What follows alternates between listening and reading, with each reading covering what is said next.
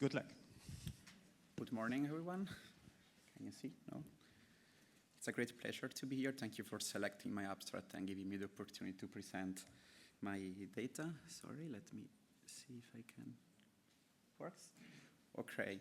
My name is Tommaso Zeppillo. I'm a third-year PhD student in Tanya Barkat's lab at the University of Basel, and today we'll talk about intensity neurons in the primary auditory cortex, critical for processing complex sounds.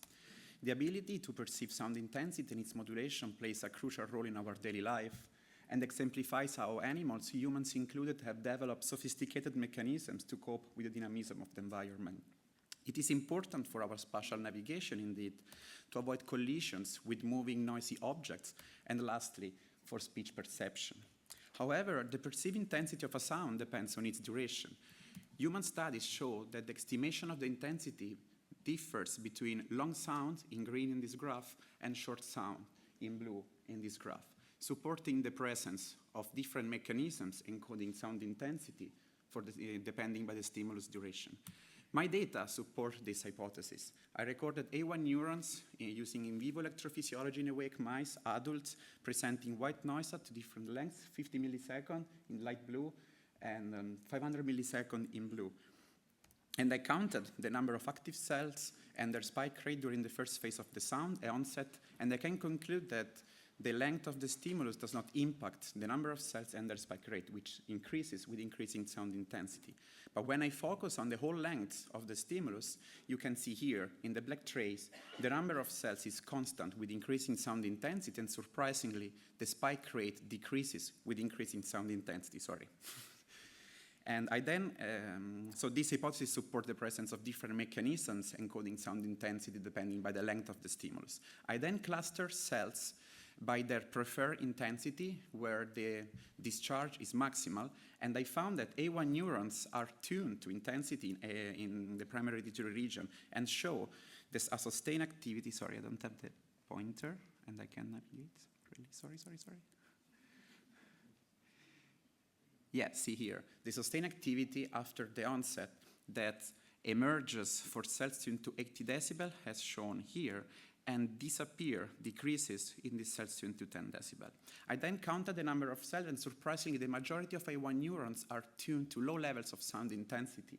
And if we sum the cells tuned to 10, 20, and 30 decibel, they are more than half of the all recorded cells in the auditory cortex. Here I plot the spike rate of each individual cluster, and you can see the spike rate of A1 neuron increases for clusters tuned to a louder intensity level, like yellow, green, and orange, decreases for these clusters here, and reaches a peak for the other clustering, showing how complex are neuronal responses in response to different sounds.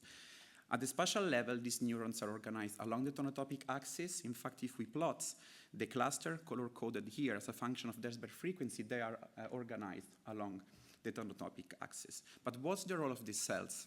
To answer this question, I trained mice to discriminate between 500 millisecond long white noise at 35 decibel as the go condition and 75 decibel as the no-go condition. And once the mice reach a good performance criterion, I inactivate the cortex in 50% of trial, activating parvalbumin cells using channel rhodopsin.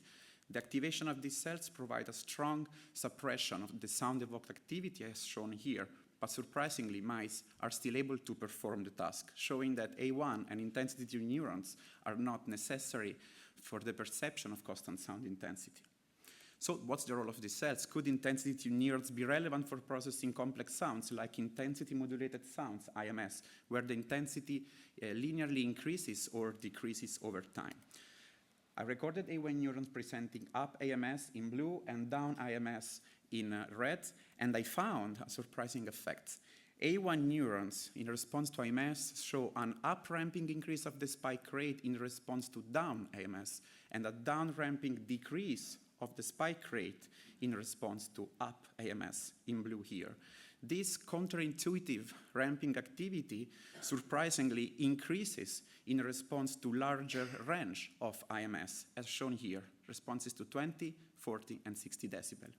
I then ask how intensity-tuned clusters respond individually to IMS, and I focused on responses to 60 decibel, and I found that cells tuned to lower levels of sound intensity show a counterintuitive ramping activity as shown here. And the ramping activity disappears with increasing the sound intensity at which neurons are tuned to. In fact, cells tuned to 80 decibel don't show any ramping activity in response to IMS. All the data presented so far were recorded in adults. So what A1 neurons in juvenile mice respond to IMS and how these neurons encode sound intensity in IMS. I recorded using similar stimuli, white noise, 500 milliseconds in mice, postnatal day P28, P31, and I found that also in this case, neurons are tuned to sound intensity and show a sustained activity after the onset.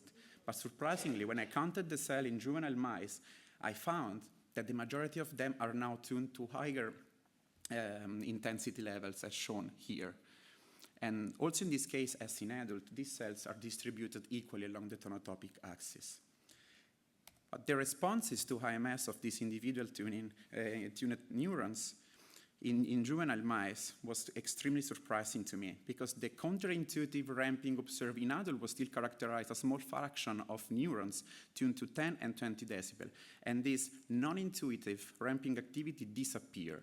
But an intuitive ramping activity where the spike rate up ramps in response to up AMS and down ramps in response to down AMS emerges and characterizes all other neurons in the juvenile auditory cortex.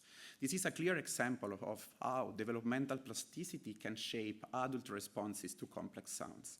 Concluding, neurons in A1 are intensity tuned and spread throughout the tonotopic axis.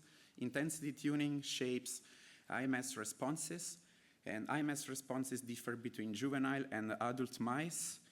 And then I have other further questions. Could adult responses to IMS be shaped during a developmental critical period? How the inhibitory interneurons react to sound intensity and IMS in general, and how thalamic neurons respond or are involved in this particular activity. I answered this question on my poster and would be great to see you if you are interested.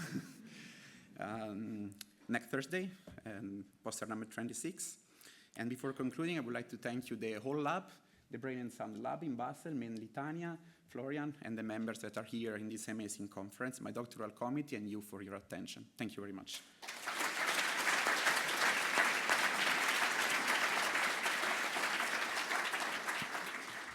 Thank you very much for the nice talk. Yeah, we have time for a couple of questions.